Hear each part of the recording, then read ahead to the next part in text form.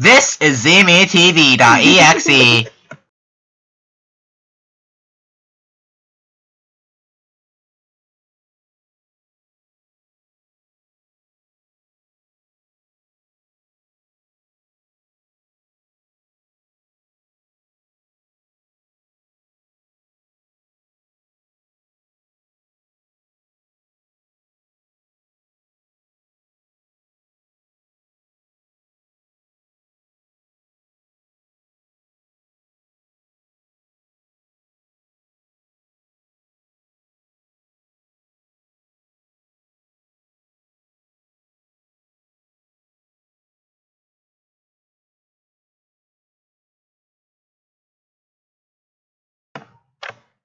We are now signing on. In 10 minutes.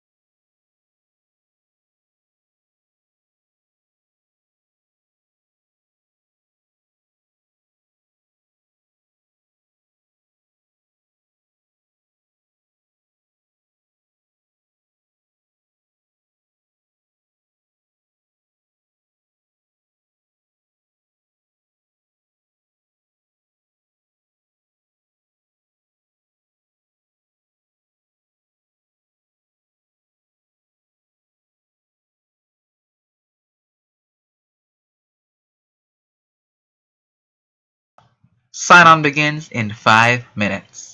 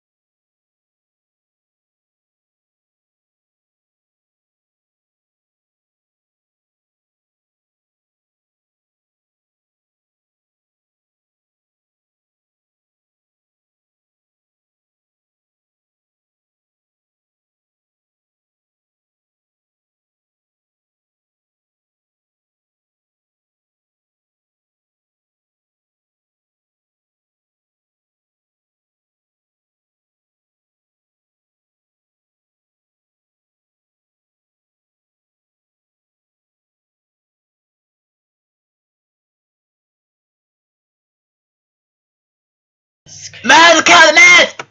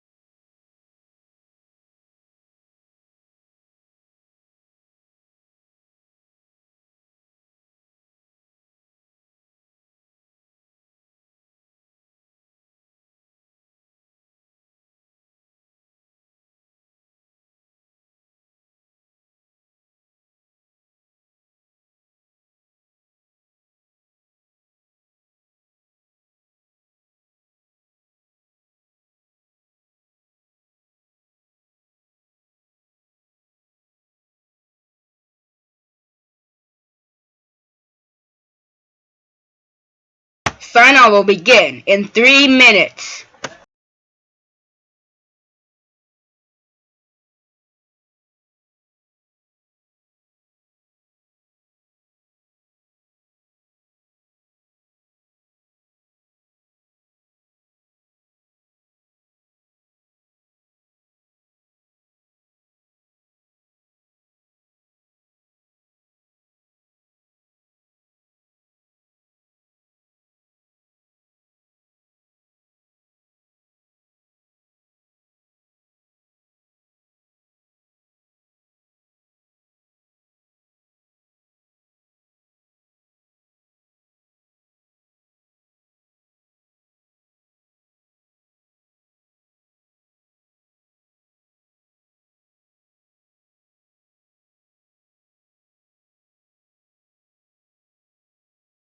Sign-on will begin in 1 minute.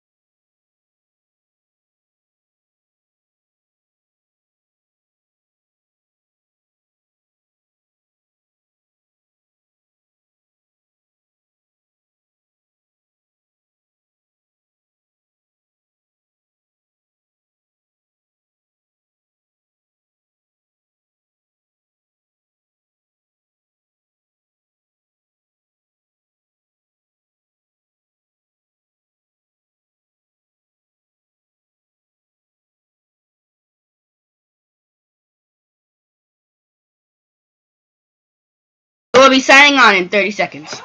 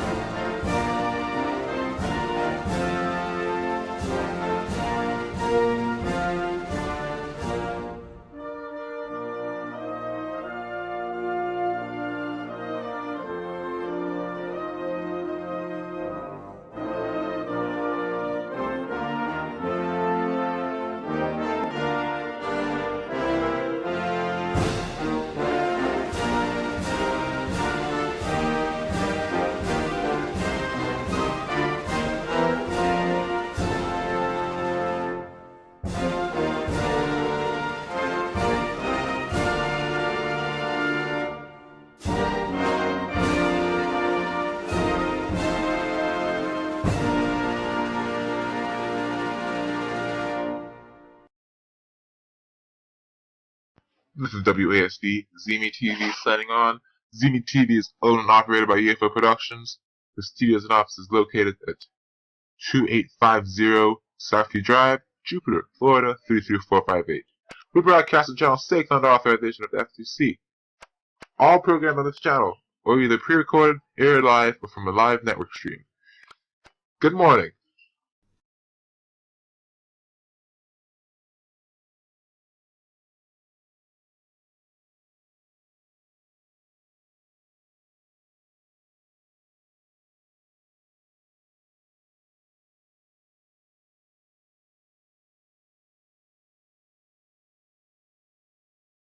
Please, think of the Pokemon. Hello, I'm Microsoft Bacon, and today I'm here to talk to you about bacon. Bacon is love, bacon is life, bacon is the best thing ever. Don't believe me? Well, you have to. I'm Bacon, and I approve this message. This is ZMEE TV. And now the Oddity Archive proudly presents a special presentation. Our production of The Scarlet Letter, the musical, a cappella. Hester Prynne, you have been found guilty of adultery. Adultery. Now you must wear. Wear the A, wear the A, wear it every single day in the park, in the town.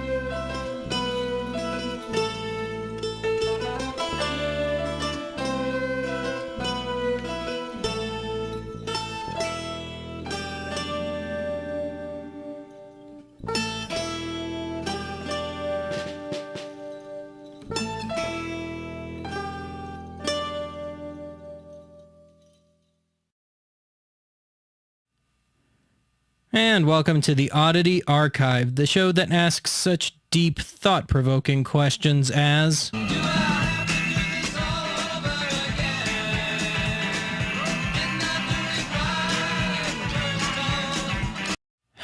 Here we go again.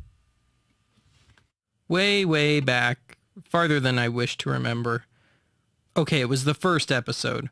We discussed the Max Headroom incident of 1987. I guess it was inevitable, but now we seem to be contractually obligated, don't know how that happened, to discuss the two other famous cases of broadcast signal hijacking. Today, it's a doubleheader, the 1986 Captain Midnight incident, and taking our first ever trip outside the US for the 1977 UK Vrillin incident. At just after 12:30 a.m. on Sunday, April 27, 1986, understandably frustrated satellite dish salesman/store owner John McDougal was alone working at his second job as an operations engineer at Central Florida Teleport, providing uplinking services to broadcast satellites, particularly to the then soon-to-be defunct pay-per-view service People's Choice. After he'd helmed his final broadcast for the night, he sent his satellite dish back to its resting place, which just so happened to be the proper aim for the East Coast feed of HBO. John had an idea. He was upset that HBO had started scrambling their services earlier that year. Sound familiar? It may seem like you need 7 different descrambler boxes to get 7 different channels. Well, American Ecstasy realizes that the home dish industry is accepting a standard. The Video Cipher 2 Descrambler. Because potential dish owners now had to buy a special descrambler box and pay a hefty subscription fee for HBO, his sales had died a sudden and nasty death. As I said, earlier in the year HBO had started scrambling their feed, becoming the first cable network to do so, charging customers an additional $12.95 per month. Let me put this in perspective. $12.95 in 1986, accounting for inflation, amounts to just over $27 in 2012 dollars. There was only one HBO channel at the time, as opposed to the 8 or 9 HBOs today, all in one package no less. Also, factor in that a descrambler box was going to cost at least a couple of $100, and that the cost of a satellite dish was, at the time, around $1,000. Yeah, it was a bad time to be in the satellite business. Getting back on topic here, John was upset. In a split-second decision of anger, he pulled up the color bars and a character generator and started typing. By his own account, he was trying to sound fairly polite, so he opened with a simple "good evening." Then, in an odd turn of bravado, continued, "From Captain Midnight." Well, it was in the midnight hour locally, so I guess that works. $12.95 a month? No way! Showtime and Movie Channel, beware. That last part, according to Captain Midnight anyway, wasn't meant as a threat, but as a warning that consumers might not take kindly to HBO's decision, and that Showtime and the Movie Channel should be worried about their own subscription numbers if HBO's new policy didn't catch on. With that, the newly dubbed Captain Midnight cranked the satellite's power and sent out his message at a higher wattage than HBO, cutting off their broadcast of The Falcon and the Snowman. No big loss.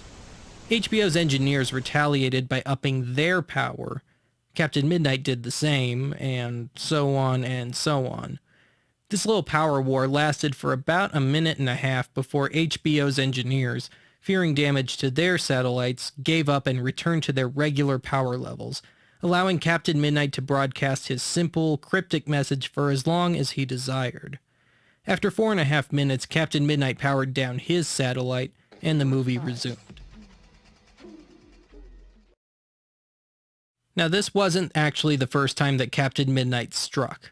A week earlier, perhaps out of anger or curiosity or both, the Captain had overridden HBO's signal for a couple of seconds with just plain old color bars.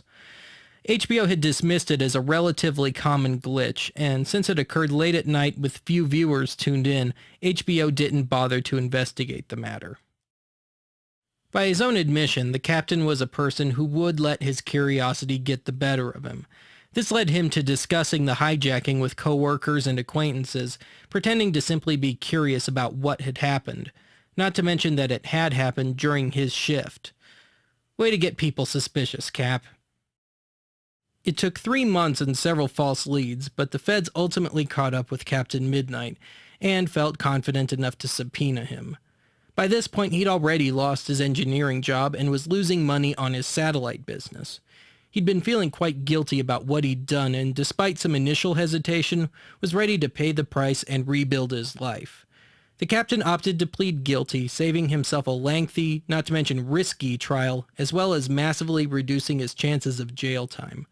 On August 26, 1986, just shy of 4 months after the hijacking, Captain Midnight was found guilty of illegal satellite operation, only a misdemeanor at the time, and was sentenced to 1 year of probation and had to pay a $5,000 fine, which was partially paid off by supporters of the captain's cause.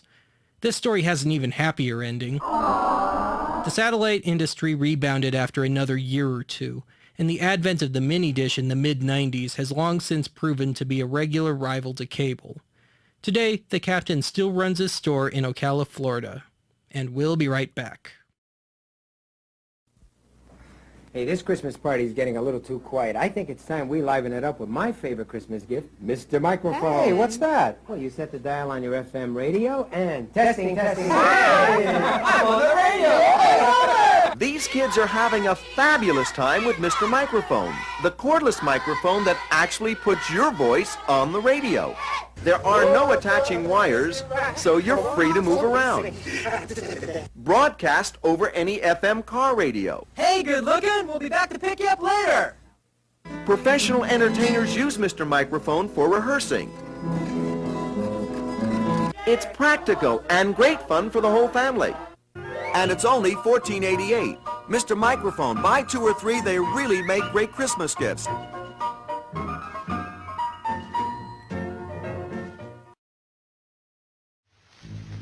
All your weapons of evil must be removed. The time for conflict is now past, and the race of which you are a part may proceed to the higher stages of its evolution, if you show yourselves worthy to do this. Did you know aliens have tried to contact us many, many times? British-sounding aliens that sounded like they've seen too many sci-fi movies. Well, back on Saturday, November 26, 1977 at 5:10 p.m. local time, the aliens got pissed. For years, if not centuries, the Ashtar Galactic Command had been trying to contact the government, though we're not sure which one. Possibly all of them. Anyway, they knew it was time to make their presence known to the general public. Now, due to budget restraints, the aliens could only afford to hijack the signal of England's Southern Television during the evening news. But believe me, had they had the budget, you could bet that they'd have hijacked every single TV and radio frequency in the world, with their message translated into every conceivable language, with every radio and TV turning itself on for the occasion. But you know, times were tight and they had to make do with what they got. So, anyway, what was this message? Well, believe it or not, today we've got an amazing treat for you. We've got the original man being itself. Ladies and gentlemen, put your hands together for Vrillin.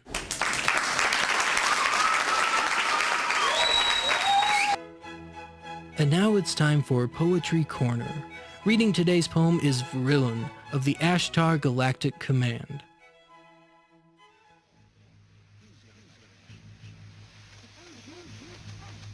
For many years you have seen us as lights in the skies. We speak to you now in peace and wisdom, as we have done to your brothers and sisters all over this, your planet Earth. We come to warn you of the destiny of your race and your world, so that you may communicate to your fellow beings the course you must take to avoid the disasters which threaten your world, and the beings on our worlds around you. This is in order that you may share in the Great Awakening as the planet passes into the new age of Aquarius. The new age can be a time of great peace and evolution for your race, but only if your rulers are made aware of the evil forces that can overshadow their judgment. This has been Poetry Corner. I wasn't finished yet. If I had the budget, I'd vaporize you. Okay, I think I've made my point here. Yes, the Southern Television News was indeed interrupted audio only by someone claiming to be an alien. An alien that paraphrased Darth Vader's speeches and warned Earth people of their imminent demise if the use of nuclear energy isn't ceased immediately. If they were such superior beings and all, why didn't they stop us? Why didn't they follow through in some regard? Why didn't they offer an alternative to nuclear energy and our other evil ways, like all weapons, great and small? Why didn't they hijack more than just a single TV channel, audio only, in mostly rural southern England? They didn't even go for London? I guess they were just looking for a bit of that famous English hospitality that the big city just couldn't provide. To put it flatly, this was a hoax. Probably some broadcasting or science students looking for attention. And I'm not even going to go into whether or not I think they actually believed their own politics, because it doesn't matter. Now, like the later Max Headroom incident, these folks evidently knew that their signal could be traced after a while, so they kept their transmission relatively brief. This was the first documented case of illegal broadcast signal hijacking. It provided proof of concept to wannabe signal pirates all over the world that the relatively average person could bust into a broadcast if they really wanted to. On the other side of the coin, it prodded broadcasters and law enforcement officials to start tightening their control over the airwaves, which continues to this day. Now, even though it hasn't happened yet in the digital era, something like the Vrillin incident set the precedent, and for that reason it's very significant. Plus, I don't foresee this little game of electronic one-upsmanship ending anytime soon. Well, that's it for today's archive. Join us next time when we further discuss the fine art of signal jamming.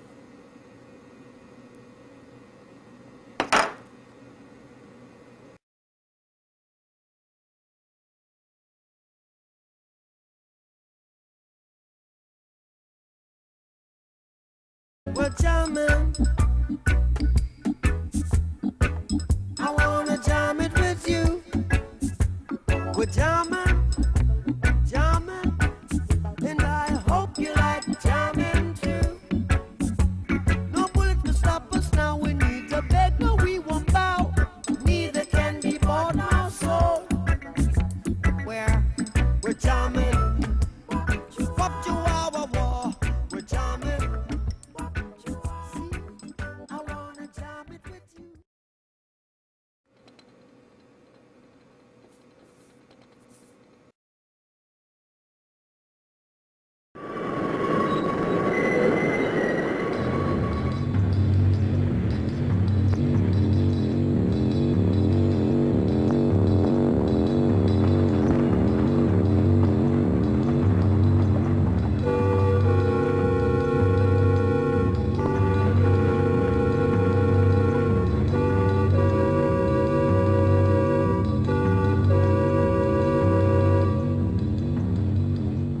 I was a train buff as a kid, and I still am.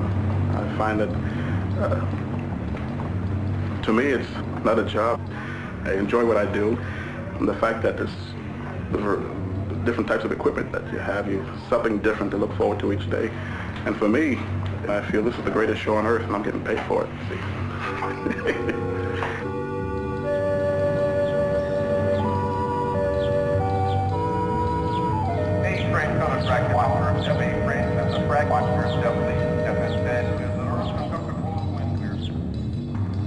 Each car is powered by four traction motors, electric motors, and it draws 600 volts from the third rail. On the R46, the power and brake is all in one handle, so when you position the controller and your head cam, all cars respond.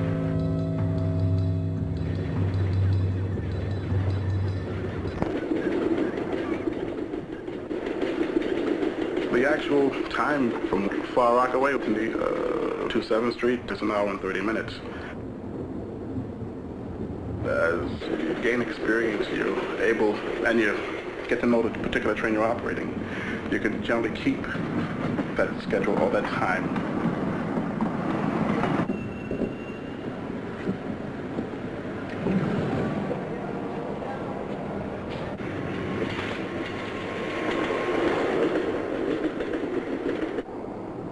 The conductor's main responsibility is the safety of the passengers, transporting them from one terminal to the other, or whatever destination that they choose. You answer questions, give information.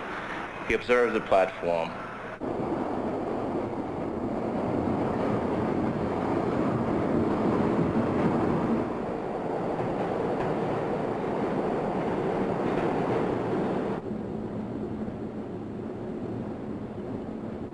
The doors are left open 10 seconds per station compared to the load.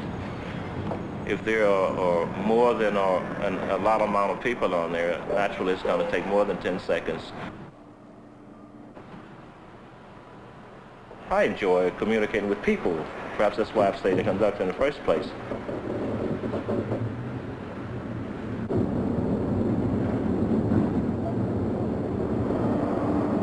Hello, 710A out of Far Rock. Coming for command, please. Yes, 710. We've got your leader laying down at Kingston and Troop Avenue. We're going to reroute you to the local at East New York. Okay, command. 710A out. Trains are not like buses. They're on tracks. Once one train stops, we might have as many as 10 trains stuck behind that one train. So we try to set up this system where instant communication with the train with trouble will help us stop the number of trains that are caught behind it. We can't always help the train that's in trouble.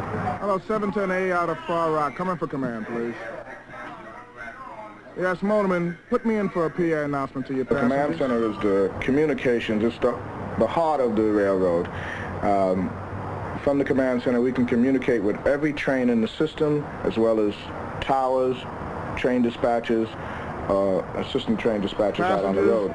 This is the New York City Transit Authority Command Center. We're sorry for the inconvenience.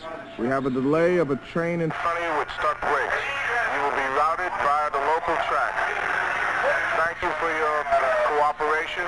Sorry for the inconvenience. Hello, East New York, coming for command. East New York, we've got an express train laying down at Kingston and Troop. We reroute all your expresses via the local.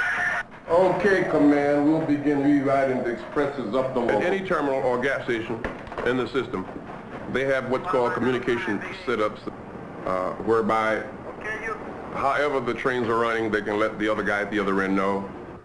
We have what's called holding lights, and these lights are turned on in most cases so that the trains can stop to meet with other trains that may be coming in on the same schedule. These holding lights may be there so that the conductor should not close down because there may be a situation ahead of him. Hello, East New York Tower. We have a train laying down at Kingston and Troop. Reroute all expresses via the local to Manhattan, please. East New York Tower, A train going to the local track. Everybody thinks that the subway is automated. They don't think that all the stuff is done mechanically or by hand.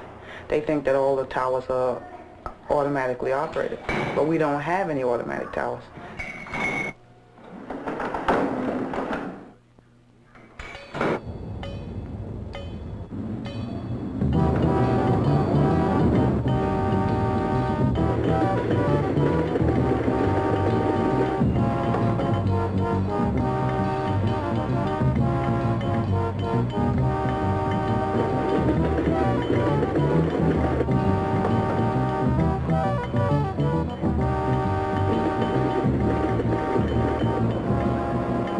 Department is required to supply 4,980 cars for service every day to the transportation section.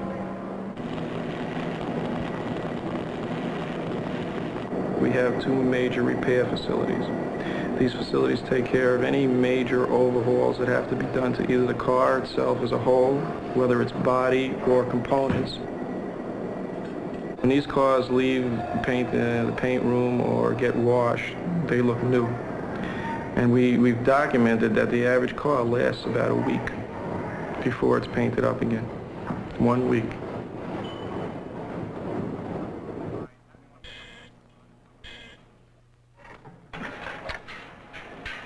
System operation parameter.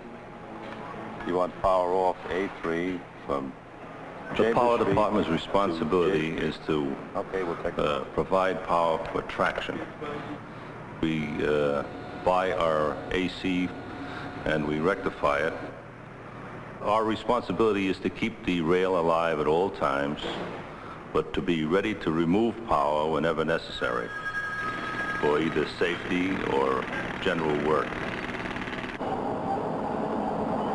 Maintenance away, that's the track, signal, third rail, telephones, the ventilation and drainage, and the radio communication.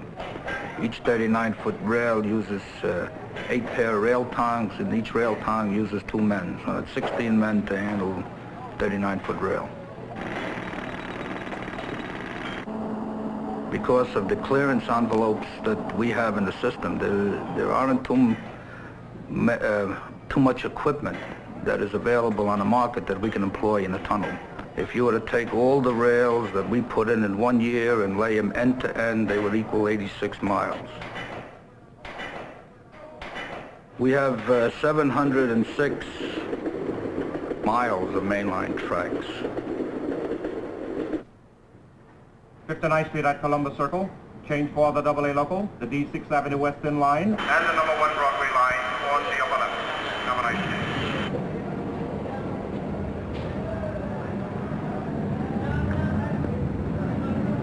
3,300,000 is a pretty accurate average of daily ridership, daily, about half that much on weekends.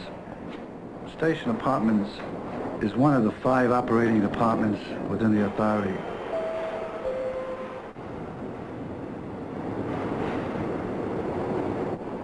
The initial contact is made usually with the railroad clerk for selling or buying or purchasing of tokens, assisting passengers, and seeking information, guidance, because you can get a little messed up in the system. The volume of say, crime, I guess on a scale of the amount of people that ride is relatively small. But then again, I wouldn't want to be the person that's the statistic. It's not a crime-free subway system. I don't think any place, you know, in the city is crime-free.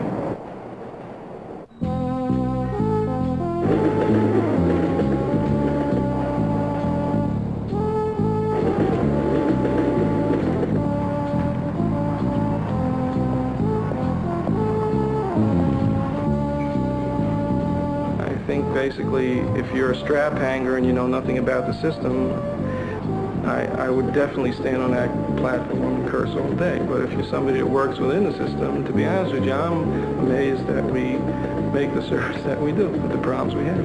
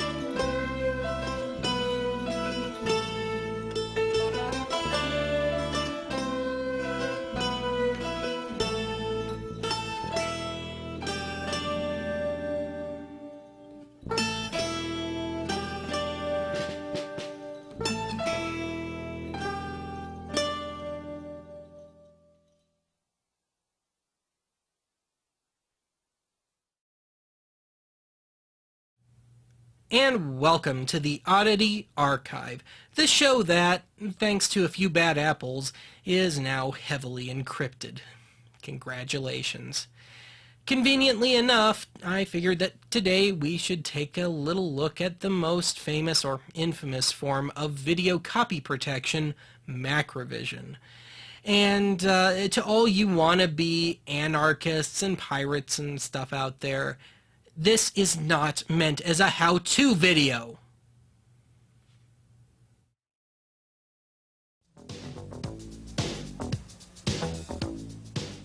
In 1984, movie studios were still coming to grips with this newfangled home video thing.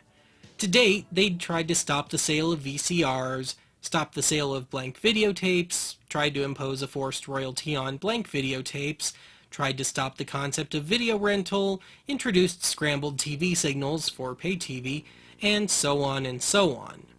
Apparently seeing the writing on the wall, the film industry at large finally fully accepted the existence and use of home video devices just on their own terms.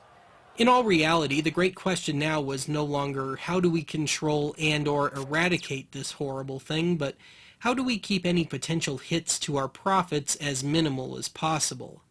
With this, the film industry launched its latest crusade, forced anti-piracy measures. Enter the Macrovision Solutions Corporation. Beware of illegal video cassettes. Check whether this video cassette carries a genuine label hologram. The Macrovision Solutions Corporation, or simply Macrovision, or these days Rovi, introduced a technology designed to throw VHS VCR's playback out of whack when recording and or playing a dub of a tape encoded with Macrovision. The idea was to take advantage of available space in the vertical blanking interval, or VBI, and send out a series of over-exaggerated voltage pulses which would be picked up by the VCR. Now, notice I only said VHS. Beta and Laserdisc never had Macrovision, as the intended area of the VBI on Laserdiscs was already occupied by timecode, and the Beta system just wasn't as susceptible to interference as VHS, and so the industry just deemed Beta a lost cause and simply didn't bother. Trivia: the first video released with Macrovision was the 1985 home video issue of the 1984 film The Cotton Club. I think we'll have martial law by this time next year. There are two levels of Macrovision. Macrovision Level 1 causes the VCR to lose grip on its automatic gain control, causing a major drop in brightness levels when in use. Macrovision Level 2 also does this, plus inserts unwelcome color bands and can cause some video jitter, and occasionally can cause the audio to cut out. To bring you up to date, as of 2014, the Macrovision technology has since been carried over to many DVD and Blu-ray titles.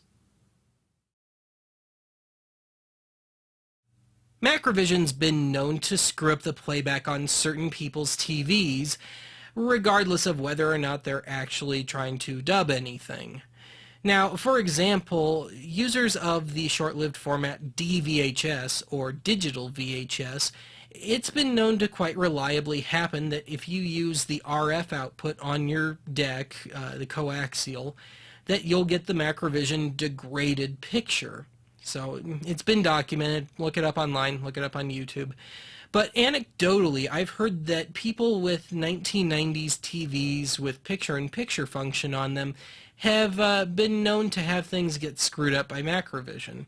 Now, I don't own one of these TVs, but my parents do.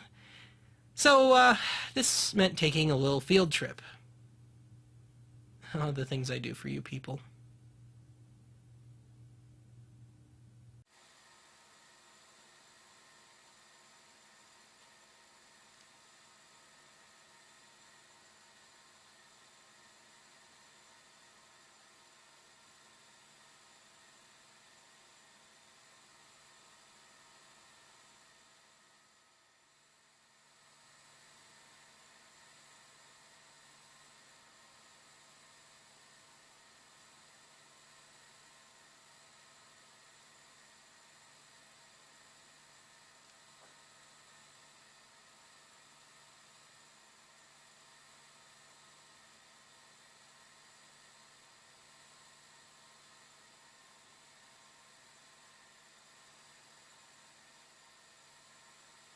as far as my parents' 1998 Trinitron is concerned, myth busted. Now, a problem I had in trying to get today's show together was just to provide you some examples of macrovision in action. You think that wouldn't be too tough. But my usual method of capturing video just didn't work here. My digital 8 camcorder failed me. What happened was I'd run out the VCR to the camcorder, and of course Macrovision hijacks the automatic gain control on the VCR, causing the brightness levels to go all crazy. And whenever the brightness level would dip below a certain point, the camcorder signal video-wise would just cut out completely. Because I think there will be troops in the street. As the year 2000 approaches, the incidence of major earthquakes around the world is increasing tenfold. Could this be a sign of the end time, foretold for centuries by ancient prophets? So if I want to have just some examples to show you just to get the gist of macrovision, I was forced to just take the good old camcorder and point it at the TV. Nothing but the finest. I think we'll have martial law by this time next year. I don't think there will be New Year's Eve celebrations like we have seen them in the past, because I think there will be troops in the street. As the year 2000 approaches, the incidence of major earthquakes around the world is increasing tenfold. Yet another problem I had in prepping today's episode stems from the fact that I recently purchased an SVHS or Super VHS unit from a thrift store, and I mean it works just fine and everything. You think, why is this a problem? Well, before I even get into that, I bought it for two reasons. One, if I ever found any SVHS footage, I could play it properly and transfer it properly. But two, and more importantly, I could get a little boost in quality using the S-Video jack on the deck to just give a little boost in quality for stuff I do for archive. But as I said, you'd think that this wouldn't really be much of a problem.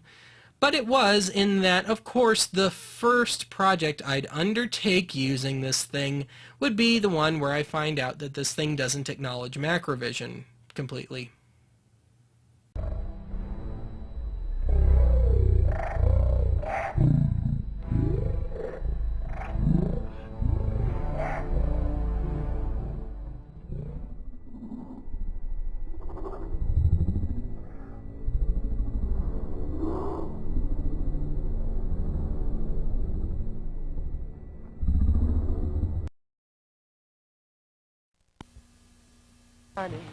That life could be sunny with plenty of... Hi, may I help you?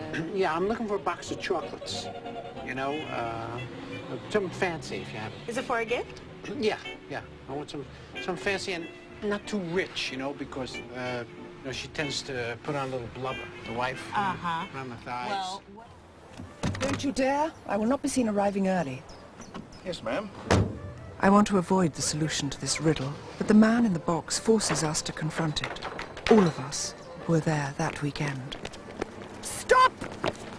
I'm not here!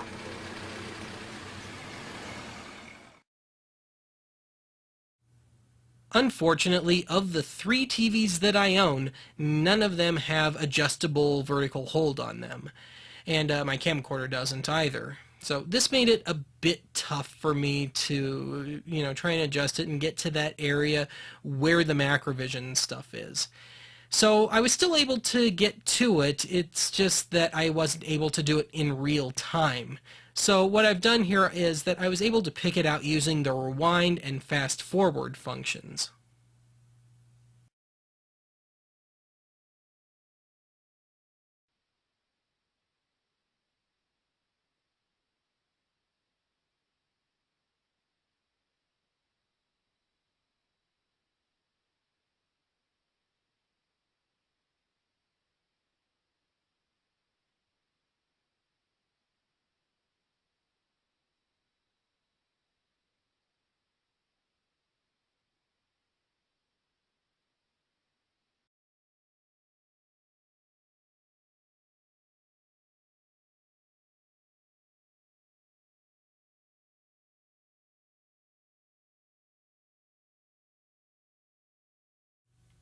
since today's show came up a bit short time-wise, I just wanted to take a few minutes here at the end at my box and informally discuss, dare I say, a more controversial form of copy protection.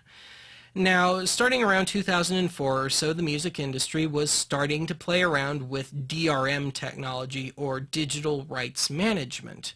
And probably the most paranoid and stupid thing they did was, well, it's known as the Sony rootkit. And starting around late 04, early 05, Sony put out about 100 or so albums that contained software on the CDs, actually more like malware. But anyway, I've actually saved one of these. Actually, it's the only one I've ever had. I still have it, bought it at the time. This is a 2005 remaster reissue of Rosanne Cash's 1981 album 7-Year Ache. More on this later. But anyway, you'd get the CD, you'd pop it in your computer, and it would just install all sorts of beautiful software without your consent, without your approval. It would just do it. And it was really more like malware anyway. And worse yet, what would happen is that it would kind of open the door to more malware, and it caused some problems with people's machines. And long story short, some lawsuits were filed, the CDs were pulled from print, and Sony repressed the CDs, and they allowed people who had bought these things to swap them out for free, which I did not do. I wasn't really thinking ahead, I was just lazy about it. Now, I knew that this had malware on it when I bought it, but I figured, whatever, I'll just make a copy of it in my standalone CD burner, which I still use, and I'll just put that on the computer because it's a separate layer of data on the CD. It's not like Macrovision where it's part of the content itself. It's separate. So I just did that, stuck it on the computer, stuck it on the iPod, and that was it. But I can't, well, I could, but I'm just not going to give you any examples because there's no point in it. Either you can or you can't play the disc. It's as simple as that. It's not like Macrovision where it degrades the quality of a dub or something, or it does anything. It just, you got it or you don't. It's as simple as that. But anyway, Ed, if you start running the scans that I did yesterday of the artwork of this album, I just wanted to show you that the disc itself even, and the overall artwork on here have just been so polluted by endless warnings and graphics and computer requirements that you'd thought you'd bought a cheap PC game or something as opposed to a music album. Anyway, in the years since, I've effectively replaced that copy of the album with a used copy of the original 1990-ish issue of the album. Yeah, sorry Sony, and indeed, sorry Roseanne. You know, I kind of like keeping my computers and stuff in working order. But there you go. And indeed, that's it for today's archive. So join us next time when, fool that I am, I take one more crack at turning the archive into a subscription-based service. What could possibly go wrong?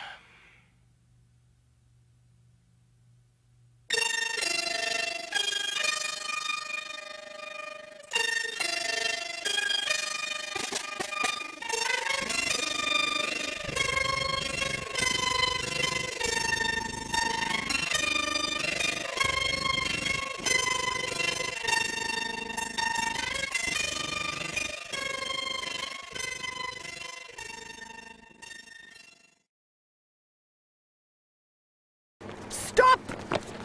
I'm not here!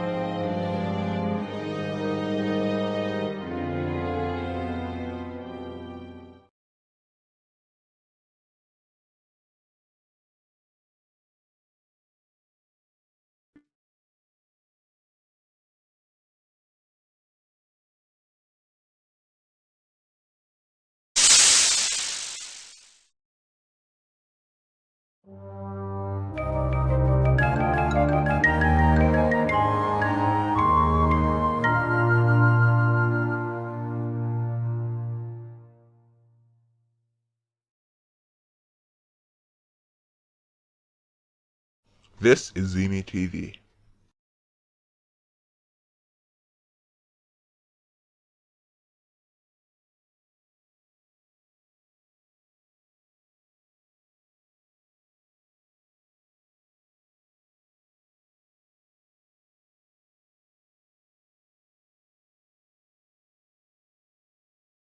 Please, think of the Pokemon. Hello, I'm Microsoft Bacon, and today I'm here to talk to you about bacon. Bacon is love. Bacon is life. Bacon is the best thing ever. Don't believe me? Well, you have to. I'm Bacon, and I approve this message. This is ZMEE TV. And now, our national anthem.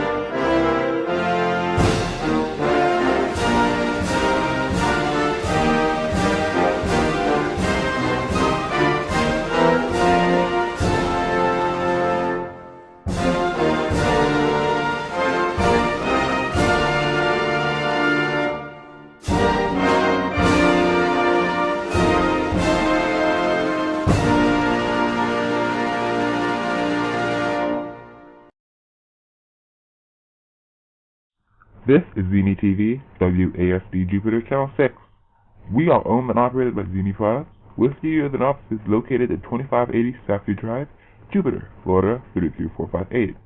ZMEE Products is owned and operated by UFO Productions. We broadcast on Channel 6 under authorization of the FCC. All programs aired on this channel are either pre-recorded, aired live, or from a live simulcast from another channel. This channel is only for viewing on televisions with no charges made for viewing it. If you would like, stay a few minutes after the sign-off to view a live simulcast of Adult Swim 2. We sign back on at 7 a.m. from all the staff of ZMEE TV. Good night.